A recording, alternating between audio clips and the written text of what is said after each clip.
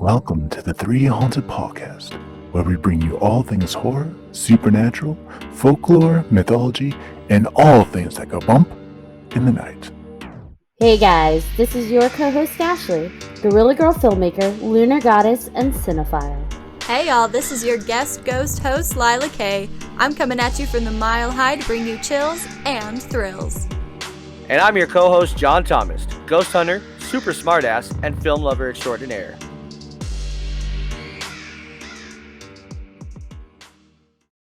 What's up, ghouls, gals, and all you brain-craving creatures out there? In today's episode, we'll be diving head first into zombies. Where did zombies come from, and are they real? Do you think you would survive a zombie apocalypse? Join us and our special returning guest to find out. But first, a word from our network sponsor. Are you looking for more awesome podcasts? Head on over to withoutyourhead.com for access to the Without Your Head podcast network, where you'll find a variety of podcasts sure to keep you entertained and coming back for more. Head first, bottom, psh. It always makes me excited to hear the different intros. Okay, we're talking about zombies. What's she gonna say? And then it's Right. that was... Actually, John wrote the head first. I always end up doing that. Sometimes she changes them, sometimes she doesn't. He gave me a pun. I love puns. Yes. I like it. Okay, sorry. Using your brains. He's using his Yes. brain. All right, bring us back. All right, welcome back, everybody. Like Ashley said, we have a special returning guest. We have Bodhi coming back with us today. Thank you. Hi, Bodhi. Hello there. Happy to be here in the midst of the zombie apocalypse. Wouldn't choose a better bunker bunch.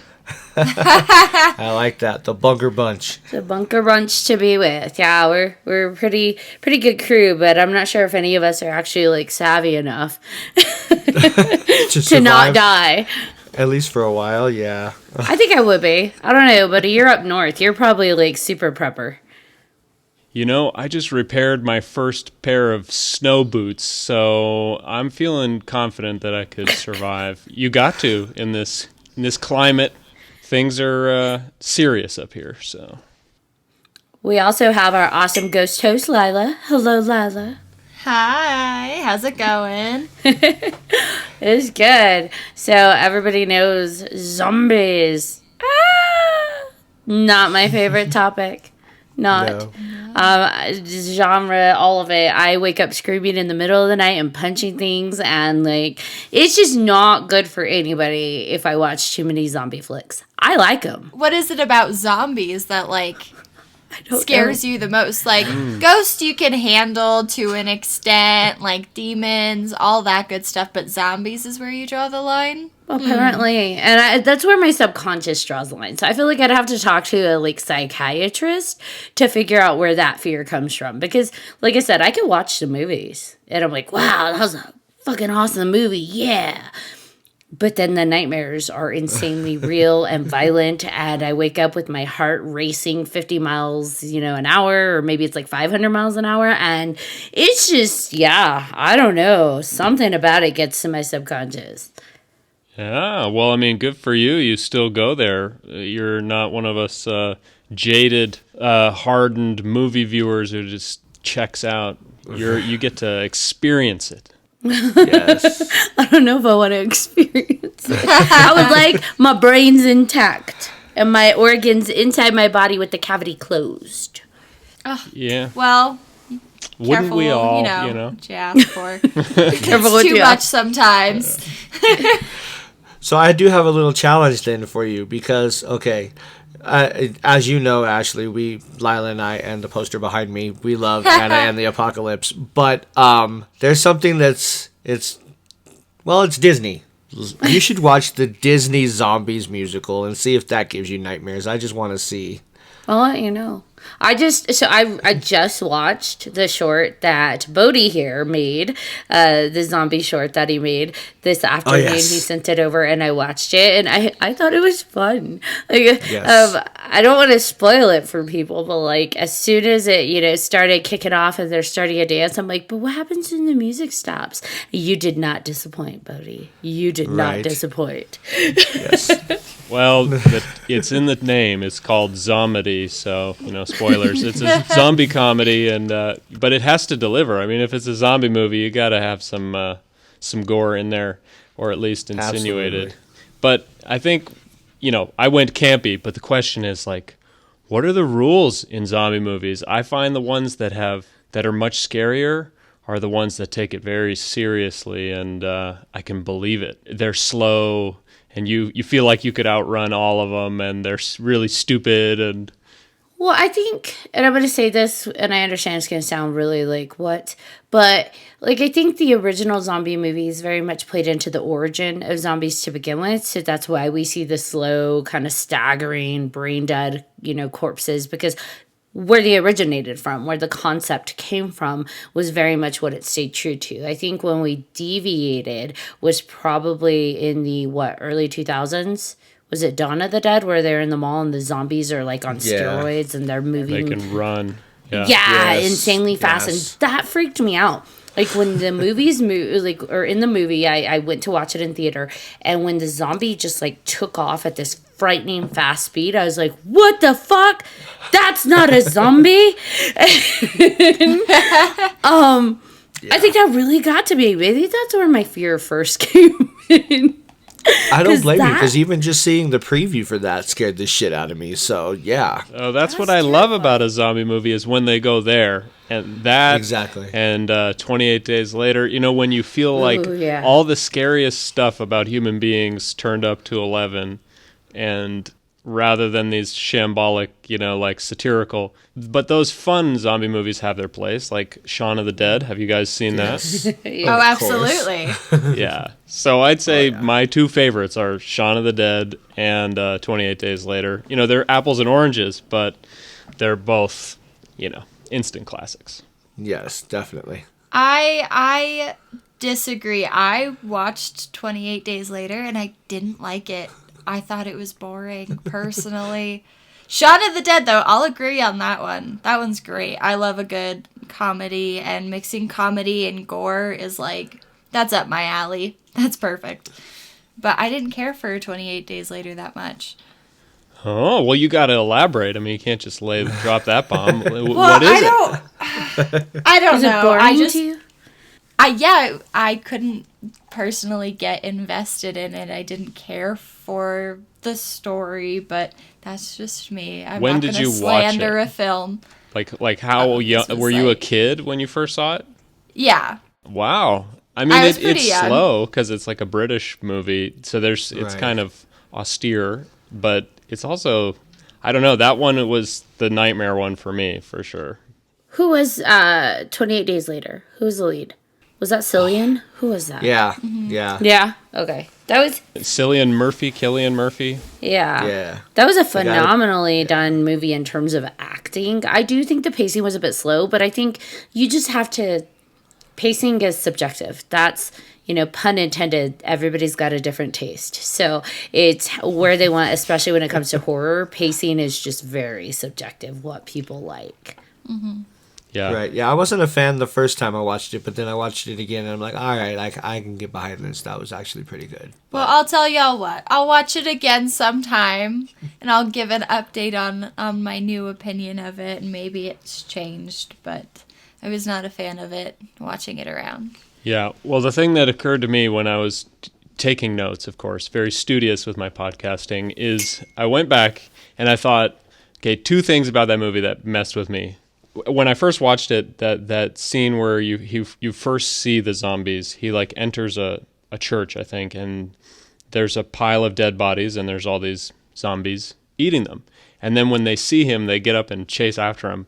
And so that begs the question, like, what's the logic? Like, why would a zombie who's got a whole like room full of easy food in front of its mouth that it's already eating get up and chase after like the living prey? So you got to get into what's that about?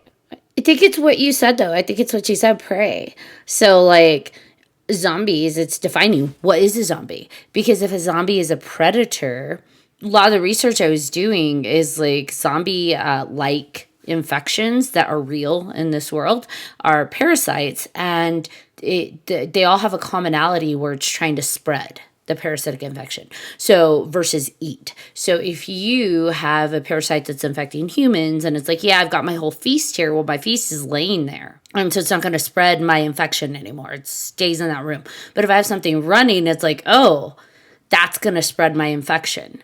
So maybe there's something in terms of that, why zombies chase the live ones versus just eat the dead bodies, because it's like this will spread more avenues for spreading the parasitic infection, which is what a parasite does. It wants to spread amongst many hosts. So maybe that's why. Well, also, while we're talking about predator versus prey, there's also that scavenger option. So when we're seeing, like, in films and in pop culture, these zombies pulling apart already dead prey, we see that in real life with, like, different birds and different species like that, where they pick and choose what they're going to do. So we have our scavengers, like our vultures, that are going to go after something that they don't really have to work hard for to conserve their energy, versus if we have a predator, that uses up a lot more energy and a lot more time to go after something that is actively trying to get away from you. So I think that that's part of it as well. Right. And then one more big plot hole. Uh-oh. Okay, a drop of blood like falls into a guy's eye, and like less than a minute later, he turns into a zombie, right? Or the guy gets bit, and less than a minute later, he turns into a zombie. So how are there dead bodies on the floor if you get bit by a zombie and a minute later you're a zombie? So, I mean, like, the only dead bodies we ever have are going to be people who died from other causes, and how likely is that in a zombie apocalypse? Sorry for ruining the movie. No, that's good point, though. I mean, really, because I think too much about these things is the answer to the question. Well, I think a body can only, like, the host, because it still has to have a host, right? Like, to take over its body functions. And so a host can only live or operate like a computer up to a certain point. So if the infection has run its course, or you've damaged enough of the body so that the host can no longer function even with the parasite controlling it, I could see why you would have a bunch of dead bodies on the floor. So for humans, if that's the host, that would be like we've seen with the rules of horror movies, severing the brainstem. If you've got no heart, there's like nothing in there to pump that infection through to keep that, parasite taking over the host, that controlling the host. Well, the heart doesn't have anything to do with the classic, zombie rules. No, right? I'm not talking about the classic. I'm just talking about if we see dead bodies on the floor, what do zombies go for? They're eating through the cavity, the torso. What's in there? Those are organs. What are the two main things that kind of control our body movement? Our body, it's our spinal cord, our heart, our brains. So if they go and chomp on someone's brains and do enough damage, probably they're not going to be chasing down other people. I was just going pure scientific medical. What do we require at a basic function to keep going? We know humans can stay alive while technically being brain dead. So if you have a parasite come in and take over your body, well, okay, you could stay alive and not be a dead body on the floor. But if you have nothing to pump the infection through your body, i.e. your heart, that's also, it's a thing that's needed. So I don't know. I'm just going off of what you said. Filling in the plot hole. I love it. You're going to be if I ever get to make a zombie movie, or the next one I make, you're going to be a consultant. You guys are coming on to get the science right, and so that it's as scary as possible. The irony. There is an irony in that I, of all people, am a zombie consultant. Absolutely. Like, this is how they work, guys, but I fucking hate them. Well, what's interesting is that zombies did not originally have this cannibalistic nature. And I'd love to get more into the origins. Like, I know film and pop culture is huge, but originally zombies were just described as sort of spirits or sort of ghosts still in, a human form without the cannibalistic nature. So I'm wondering when that started to come into play and how that got taken from the original context of zombies to what we see now. Does anyone have any information on that? Because I couldn't find cannibalistic origins, just more so the historical. So if we go into the historical, that's what, Haitian and Africans, it was what, the Kimbundu tribe, that it was the Nzumbe, so like our ghost of zombie. And then it kind of evolved to the voodoo influence with like the witch doctor creating the zombie-like slaves to be at their will to do whatever like vengeance they needed done. Vengeance. But then the evolution of the zombie, I think, man, I don't know, because I feel like it probably wasn't until George Romero that we really saw Right, the creature zombie. And so I think that would be a George Romero question. Not that we can ask him rest in peace, but like someone has to have asked him, like, where did you get that concept from? Because I feel like he's the one that created the modern day zombie, right? The one we're used to seeing, the staggering body burns and eating other people. So I don't know. Maybe it's just going off of people's fear. Yeah, that the creation of the quote unquote modern zombie did start in that time where we see like Frankenstein and Dracula, so people were very into these monster like creatures. But even before then, in 1943, there was there were zombie films, and the first one was actually in 1932, which was White Zombie. So that was less of the modern take with the cannibalistic nature and sticking with more of those original roots where we're talking about the also quote unquote zombie potions and things like that. But yeah, Night of the Living Dead in the 60s and Romero is where I can find that newer context. But then we have these... Oh, go ahead. Sorry, I know you're... Oh, go ahead. I'm excited. Okay, so Romero, and this makes so much more sense now. Romero drew his inspiration for his zombies from actually a different type of creature. He actually drew his inspiration from Richard Matheson's novel, I Am Legend, and it was actually plague-induced vampires. And so he originally, before they were called zombies, he called them ghouls, which we've heard of ghouls.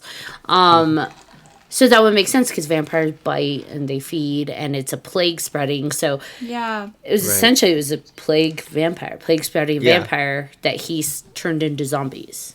That's so wild. And another little tidbit with that, nobody in the 68 version of Night of the Living Dead had ever called any of them zombies. It was more the fans applied that later on to what they were called, basically. So they were never called zombies in the film itself. But in 1943, there was the film I Walked with a Zombie. So it started somewhere before then. But I think when we're talking about the newer creatures, then there is that little gap. But that's very interesting. I think if we're talking historically, I think, zombies go all the way back to the OG of zombies, Jesus Christ. Right. Oh, gosh. He went there. Yeah. That's great. I mean, you're not wrong. Jesus was the first zombie. Not something I would have thought about. Yeah, man, first zombie. And he wore it well. Oh my gosh. Definitely. The first cool zombie. Jesus Christ, superstar. Oh my goodness. Jesus Christ, super zombie. Yep. Super zombie. He's not just a zombie, he's the super zombie. Well, yeah. Now, you know what's interesting? You said Jesus was resurrected 3 days later, right? So George Romero's first zombie rules, because he created the World of Zombie rules for that people kind of followed for a while, was actually after you were bitten by a zombie, it took a few days before you were reanimated. So I wonder how many days. Was it 3? Right. They should have. Never mind. Yeah, He said, never mind. Never mind. I want to know what that was, because you edited yourself. They should have what, Bodie? Maybe they, we learned where to put the nails next time. Oh my God. You asked. To make sure the future zombies wouldn't reanimate. Oh. Yeah, well, that's cool. I mean, the 3 days, and then the interesting thing about the zombie movies is it's all about, like, what can you do that's novel? And I know I'm just coming at it from the movie perspective because that's, like, my whole life. But, like, it's like, which slider do you adjust? Does your zombie go from reanimating in 3 days to, like, 1 minute? Or do you change the how do they perceive the world? Some zombies, don't seem to be able to tell that there's prey nearby, but some can like smell at a great distance, and all these little things that you can adjust. Kind of each director and each storyteller is like taken their own little, tried to carve out their novelty. Is there any novelty left, or is the zombie just dead? You know, I feel like Land of the Dead with another George Romero, he started changing his own rules himself, because in that film he actually adjusted one of the sliders and he introduced the sentient zombie. By the end, the lead zombie that we had kind of been seeing throughout the film was aware. He actually took a pause, which we never see zombies just pause and look around. He actually paused and looked around and saw the zombies staggering and like saw that they were being mowed down, and he's the one that started putting the guns in other zombies' hands and showing them how to shoot. And I was like, oh shit, that's terrifying. This zombie is aware and this zombie is teaching. It was a very, like, that whole film was a satire, obviously, on, or not a satire, I'm sorry, it was a commentary, social commentary on, you know, the masses and education and information and knowledge. But holy moly, that was startling. Is this John Leguizamo? Yeah, John Leguizamo. John Leguizamo. Nice. Yeah. By the way, I love John Leguizamo. I think he's underrated, awesome actor. Yes. For sure, for sure. Speaking of sentient zombies, did you guys ever watch Warm Bodies? No. Isn't that a romance? Yes. Yeah, it's like a rom-com with a zombie. Yes. I was sitting here and I was trying to like remember the name of this movie, and I have was it, like, I too. could picture it in my head, but as soon as you said sentient and like being aware, and I was like, that was it. That one was a good one. I didn't watch it. I mean, not scary, but it was funny. It was cute. I enjoyed it. I was concerned, I'll be honest, I never watched it because I was concerned it was going to be like a Twilight but zombies. And I was like, no, I can't watch that trash. But if you say it's good, I will give it a go. I think that's actually how they were trying to market it because Yeah. of everything, but it really wasn't that bad. I told Lila when she brought it up, I actually do own that on Blu-ray. So yeah, it was one of the first Blu-rays that I bought. So I'll give it a go. I'll try it just for you guys. Gets the John seal of approval. yeah, it's halfway there. It's a halfway seal, but yeah, it's not bad. It's worth a watch at least. It's something I haven't seen since like the first time I watched it, but I remember really liking it. And I was like, oh, this is fun. Yeah, no, that's good. That's good. It's interesting how many times they can revive the zombie idea and whether they and the can bring it puns back. just keep coming. I think there's so many sliders, so many ways you could adjust the sliders and still come up with a fresh take on the zombies. It's just a matter of having people willing to put that in. I think the difficult thing right now is that zombie films are very expensive. And unfortunately with the pandemic, those kind of things are kind of, budgets are tighter. It's a little harder to do unless you're Marvel and Disney. Then budgets are anything. But I don't see Marvel and Disney making zombie movies anytime soon. Not the kind we like. But or I should say you like.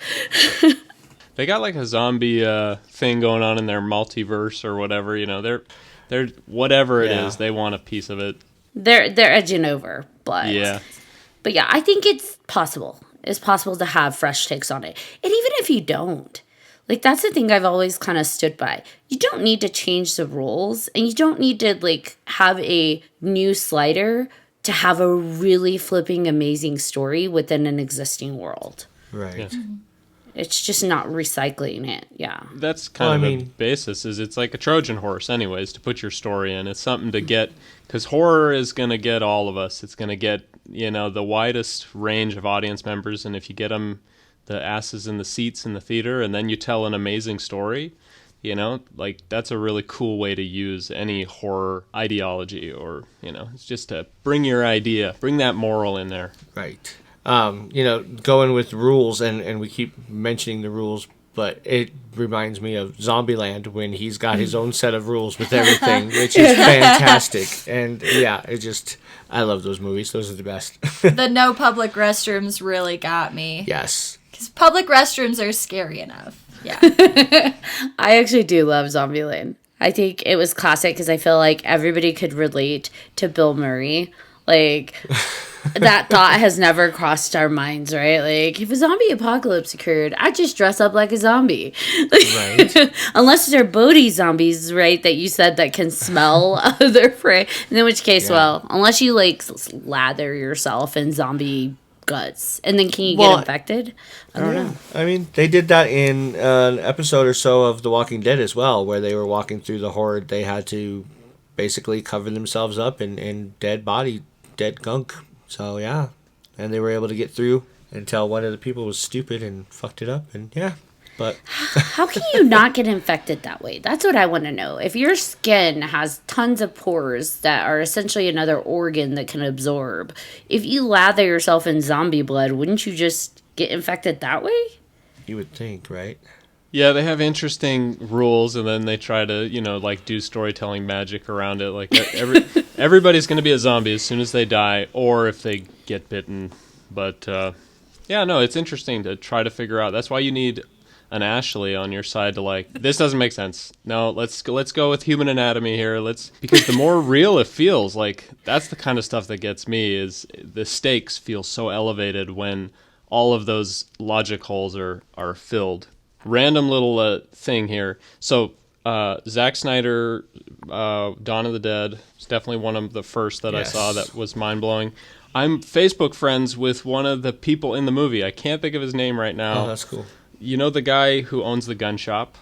Yeah. Yeah, that's the guy. So there you go. That's He the lives in guy. Minnesota, yeah. Nice. So random zombie connection, just, throwing that out there. That's my claim to fame. You make zombie films, and a zombie story. Like, I think you're more of the claim to fame. Oh, yeah, he's friends with the guy who made Zomedy. Zombie.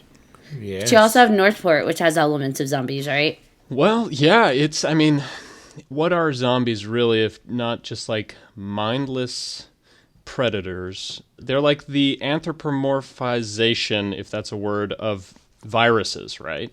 Their main goal is to spread and to turn you into one of them and to get you, and they're ceaseless.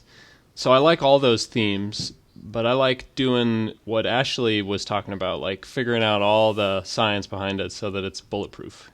So there's the bulletproof zombies, so to speak, in my book, Northport. Yeah. That's even more terrifying. Okay, so he just defined zombies. So then my question is, are zombies real? Have we seen zombies?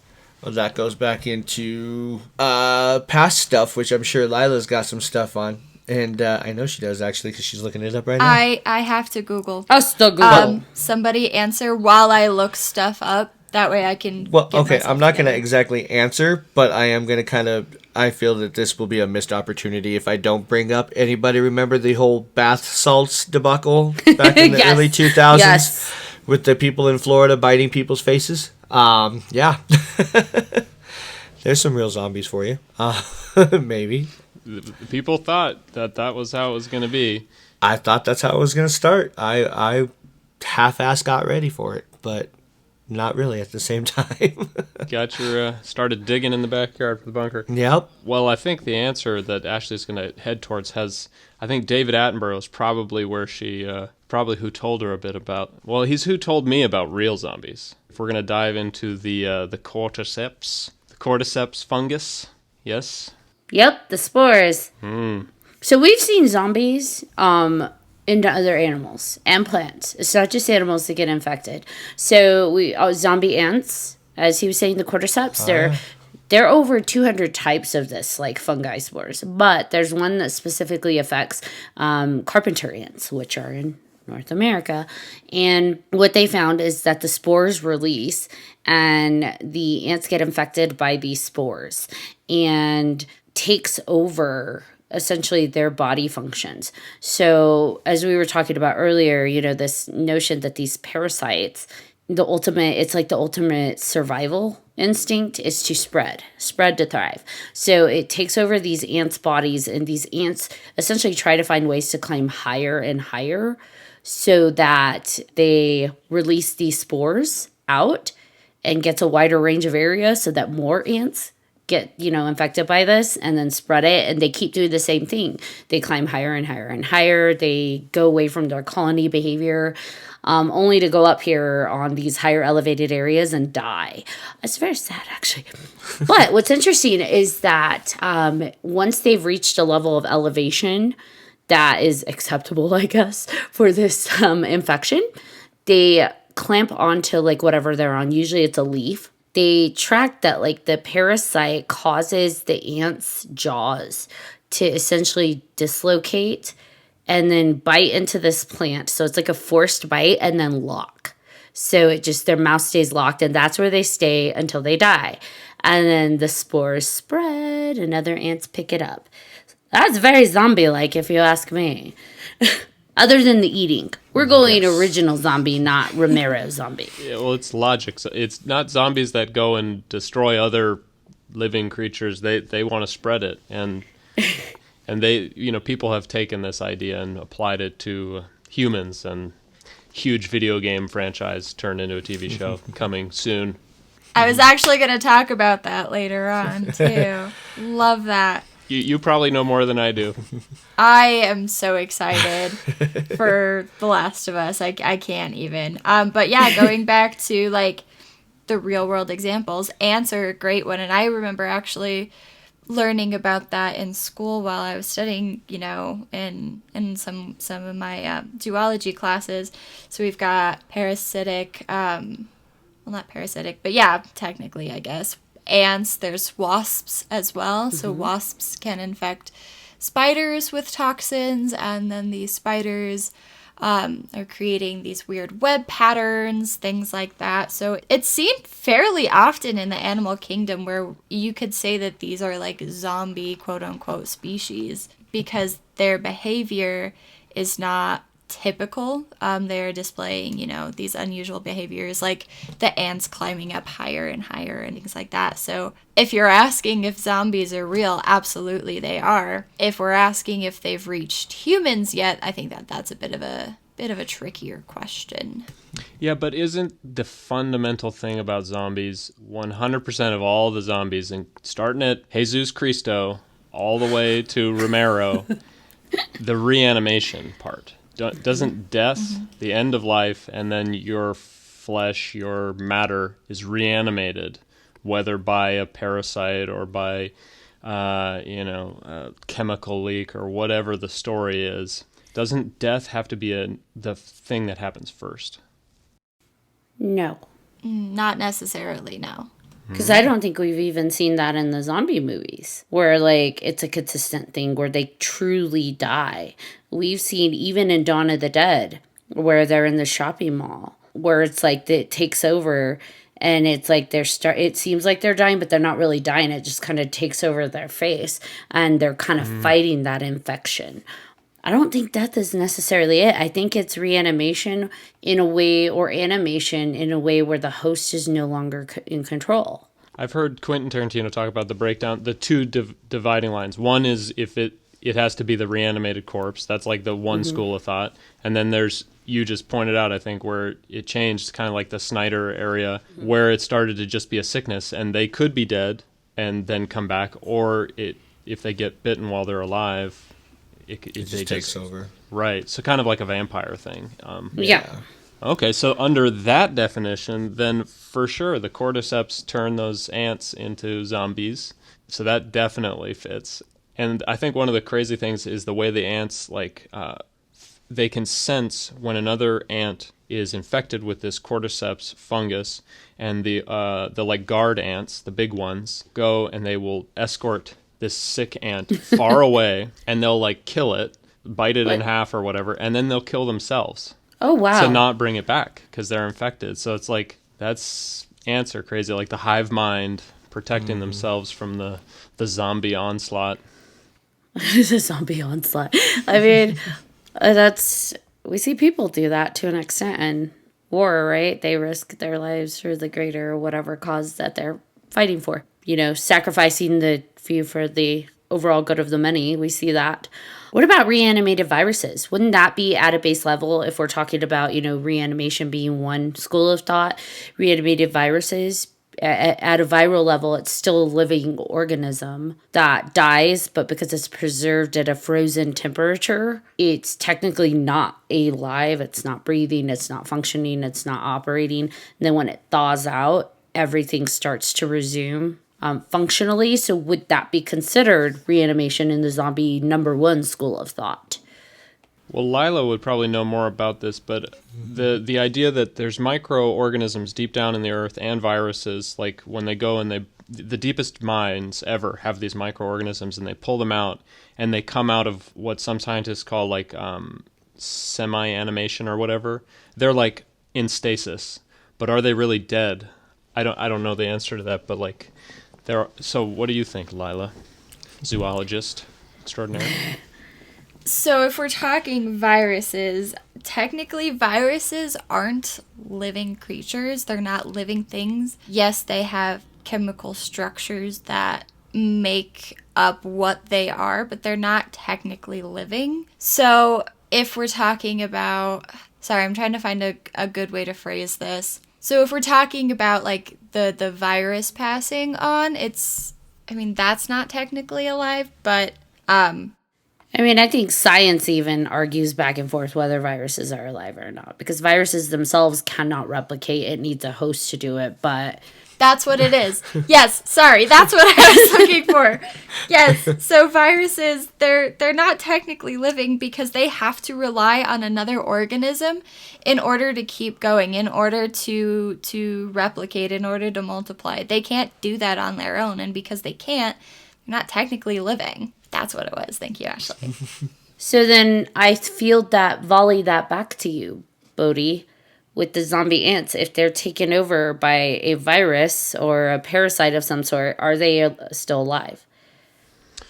Well, it's a foreign entity inside the ant's brain or whatever, a parasite. Cordyceps fungus, is very much alive, because all fungus has been classified as life, right? It's just from that angle. But so it's something living that enters the ant's brain and then uses its body in a very rudimentary way.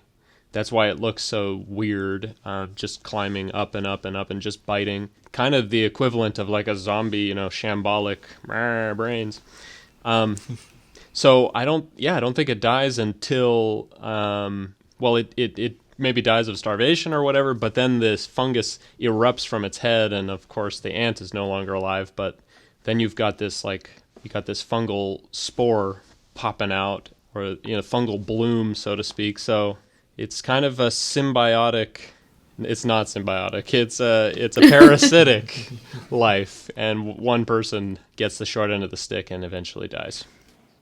I think that's how we see a lot of zombies, though, right? That's how you explain, like, how are they dead on or, why are some dead on the floor, or how we're able to kill them. I think to some extent the host is still alive, but they're decomposing and wasting away as the host's body isn't getting what it would typically need to stay alive, like water and sleep and nutrients, and they're just eating brains for the sake of the virus or the infection or whatever we want to call it, until it eventually reaches have we ever seen a zombie walking around that's just straight a skeleton? Like at some point they decompose to the point of done. It's all in the rules. Like, it's what's your mythology. So some zombie stories say that the reanimated corpse never dies forever, alive or whatever. But then there's 28 Days Later, where in the end of the movie, this like emaciated zombie just like falls and dies because it's starved. So to your point, that could be a parasite in the brain, and the body doesn't keep on going. But we've never seen a zombie drink water, and the human body does not do well without water. So most zombies would be dead in like 10 days or whatever.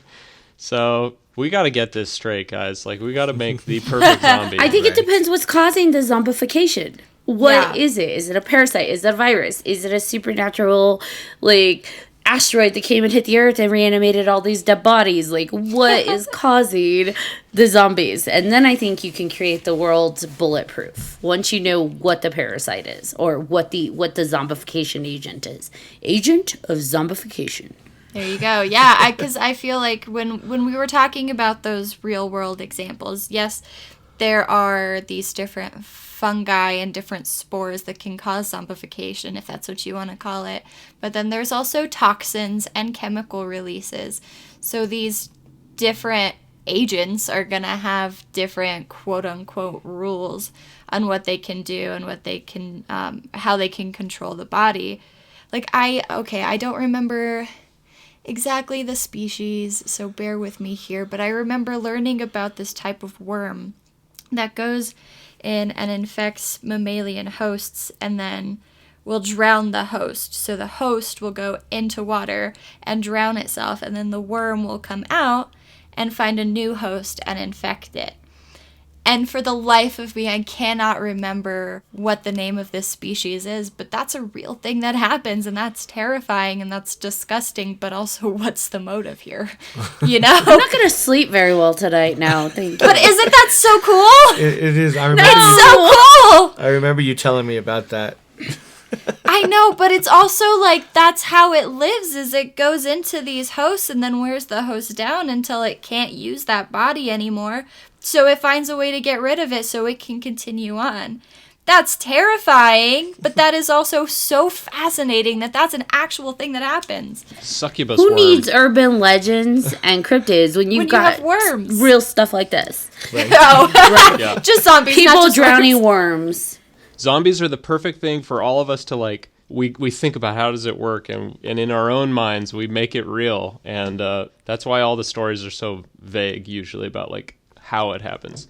But I was just thinking, like John said, what if we like following on what John said, but making it utterly diabolical?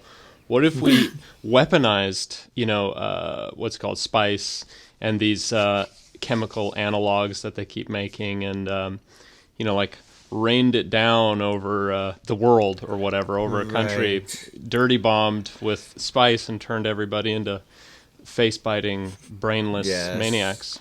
I'm sure there's some movies out was gonna there, say, you actually indie just sparked- films about that. You just sparked something in Lila. She's Googling something again. Oh, it wasn't mammals. I'm pretty sure it was insects. I'm just fact-checking myself on that so I don't look like a fool.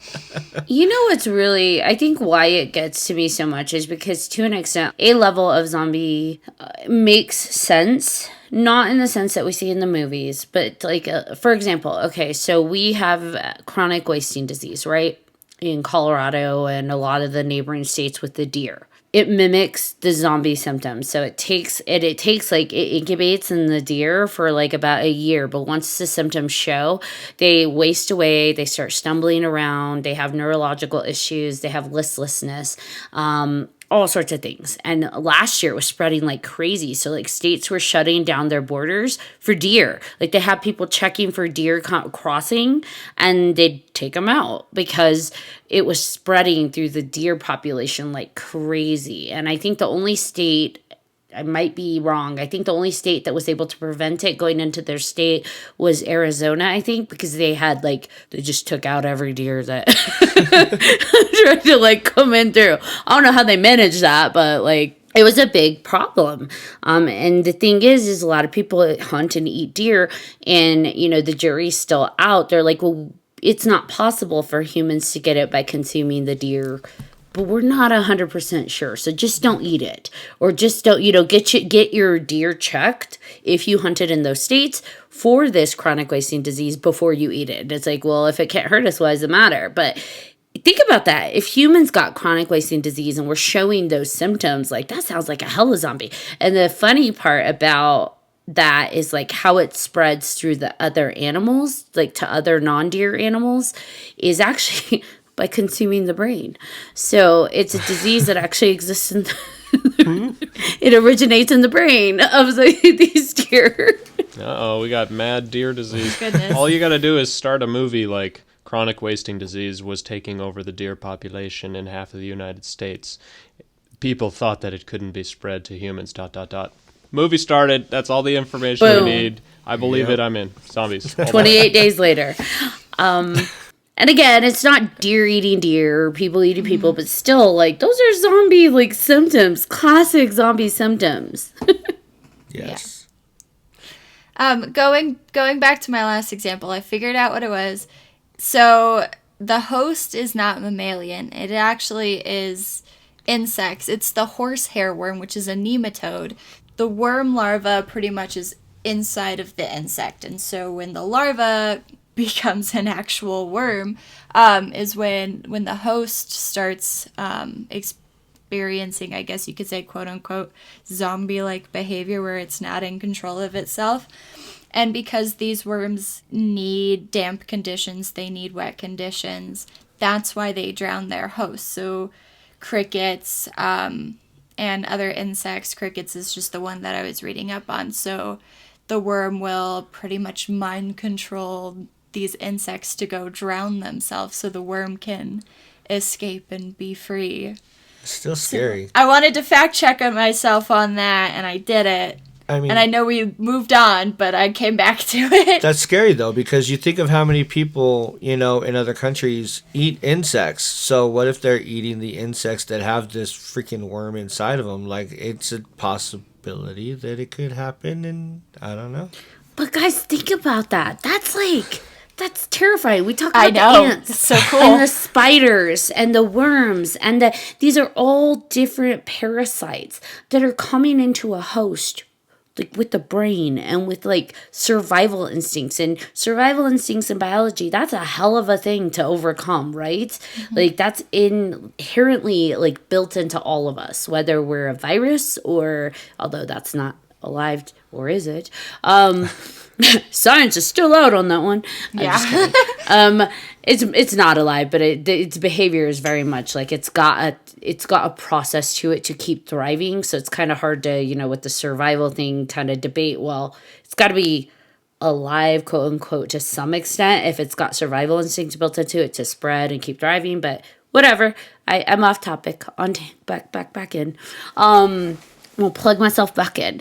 But like to overcome biology and overcome like this survival instinct and this innate need to survive and thrive built into whether it's an ant or a cow or a reindeer or whatever, to come in and take over these things so much that they lose their willpower. They no longer have zero control over their bodies, and now they're going to completely do something they're not built to do. They're not meant to do. So whether it's the ants going up and committing suicide to spread, spores, or whether it's spiders creating cocoons for these wasps to live in and then fly free. Like, they're doing things they're not built to do and not meant to do. So this is pretty strong. So come in and take over, or like Lila, you were saying, having these things commit suicide when our innate behavior in all creatures is to live and propagate in some way for survival of the species. Yay, Darwin. So that's terrifying. You wonder why I'm scared of this. Science is so cool. It's terrifying, but it's also so interesting to see, like, we are used to seeing zombies in this horror aspect in pulp culture, in films, in literature, things like that. But this is actually a thing that we can see happening in real life. But because we don't necessarily care about ants, because we don't care about spiders, we're not totally aware of what's going on around us. But these things are happening. That's so cool. And so scary. So coolly terrifying. Yeah, no, I'm convinced. I got to start prepping. So the question is it a bunker or is it a watchtower? What's your preference? Watchtower. Get the altitude, see what's coming. Okay. Watchtower with the zip line. Yeah, there you go. Gotta have a zip line. Easy out, just in case. Because if you're in a bunker, you're stuck. You're like completely cornered. So all you have is a door to hopefully protect you. But if they're in, where do you go? With the watchtower, if you build in a zip line, you at least buy yourself time. I like that. There you go. Yeah, I like that. See, I was originally going to say bunker, but Ashley brings up a very good point. Plus, I don't think that I could go without seeing sunlight for the rest of my life. I am highly claustrophobic, so I feel like I'd offer myself up to the zombies if I had to live in a bunker for like the rest of my life. I'm like, fine, just bite me. Just like, here, can you bite my finger? If you do that, then I'm doubly screwed because A, I'm claustrophobic, and B, I'm afraid of heights too. But at the same time, like, if I'm gonna have to live, then yeah, I'm definitely sticking with the watchtower for sure. Okay, weapon of choice. to protect yourself against zombies. God, Weapon I of don't choice. even know. Are we going with Are we going with a gun with limited bullets, or are we going with a bow and arrow where you try to make sure you don't break that arrow? Right. Make sure you don't run out of arrows. Well, you can always go and you've got retrieve it, right? plenty of trees too. You can always make more. Which is also very The Last of Us. Have you ever tried to make an arrow? No, I've tried to shoot one and I'm not very I've broken good. a few. He's like, well, you can make more. Let me. How long does that take from All the it's gotta- point you remove it and whittle it? All it's got to do is go through her head, and you're good. Depending what the rules are. Yep. True. Yep. True.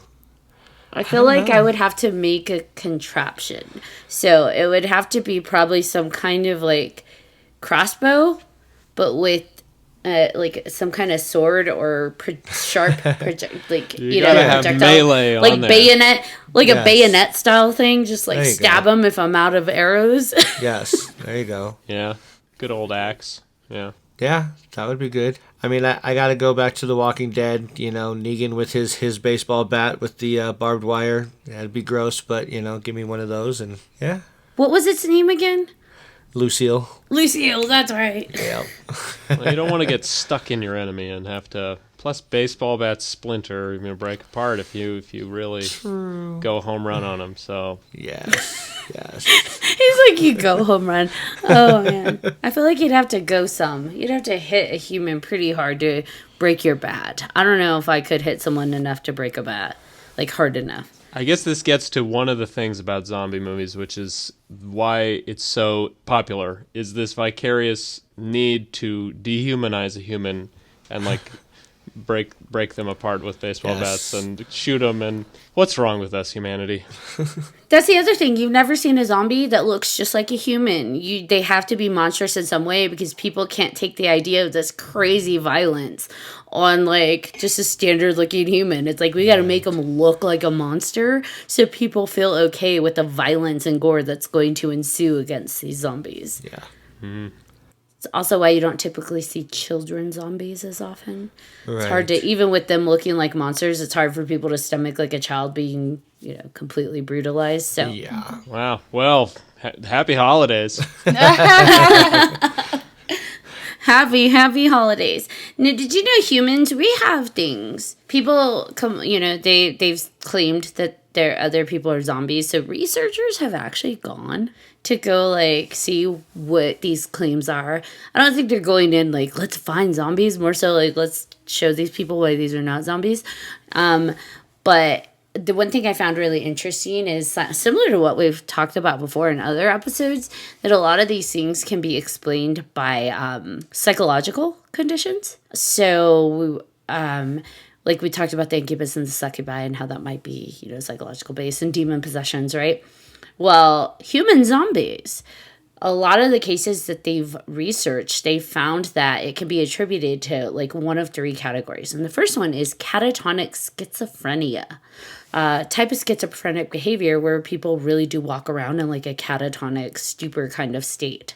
And I'm like, yeah, okay, zombie, got it. They also see it in people that have suffered brain damage from epilepsy. So epilepsy is already like a neurological condition, and then you pair that with the brain damage. Okay, again, walking zombie, got it. And then they also said there's something called Cotard's syndrome. Have you guys ever heard of that? I have not. No. I have studied a lot of different like conditions, and this was the first time I'd ever heard of anything like this. So Cotard's syndrome, it's rare, but it's this syndrome where people are under the delusion that they are dead or they're decomposing. So they're walking and talking, but they firmly believe they're dead or that they're already decomposing. And there are people that have like asked, they've gone to the morgue and asked like to be just like autopsied and like done away with because they think they're dying. Yikes. Yeah, that's crazy.